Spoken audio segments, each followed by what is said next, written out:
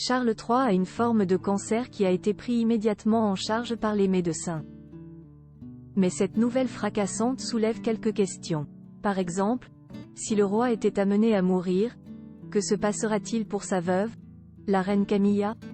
Réponse. La suite après la publicité lundi 5 février, Buckingham Palace a annoncé que Charles III est atteint d'une forme de cancer. Le roi, aperçu souriant depuis cette nouvelle fracassante, est déjà sous traitement médical et a dévoilé être dans un état d'esprit positif. Contraint de mettre de côté ses engagements publics, Charles III continue tout de même de gérer ses affaires d'État et ses documents officiels. Il poursuivra également ses rencontres hebdomadaires avec le Premier ministre et les réunions mensuelles du Conseil privé. Le prince William est donc là en renfort, tout comme la reine Camilla. Une grosse responsabilité pour la tête couronnée âgée de 76 ans. Mais si le pire venait à arriver, c'est-à-dire que le roi décède, qu'adviendrait-il de Camilla? Selon l'ordre de succession, c'est le prince William qui héritera de la couronne, mais qu'arrivera-t-il à la reine? En tant que veuve du roi, Camilla deviendrait reine douairière, appellation utilisée uniquement en tant que veuve d'un monarque. La dernière reine douairière du Royaume-Uni est la reine Adélaïde, après la mort de son mari, le roi Guillaume IV en 1837.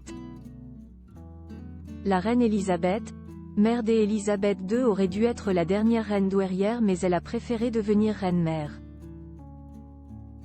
Un choix possible car elle était la mère de l'héritier. Contrairement à la reine Camilla, est-il nécessaire de rappeler que le prince William est le fils de Charles et de Lady Diana? La reine Camille, fatiguée par ses engagements en termes de rôle au sein de la firme, si Charles III devait abdiquer ou mourir, peu de choses changeraient selon Hello. En effet, Camilla travaille avec environ 90 associations caritatives.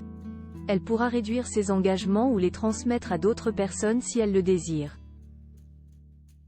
Un choix qui serait probable car, comme le rappellent nos confrères, elle avait déjà évoqué le rythme effréné des engagements royaux lors d'un voyage au Brunei en 2017.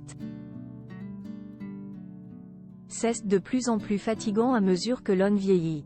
J'essaie de dire à tout le monde que je ne suis plus aussi jeune qu'avant et que je dois ralentir, avait-elle déclaré à l'épouse du sultan, la reine Saléha.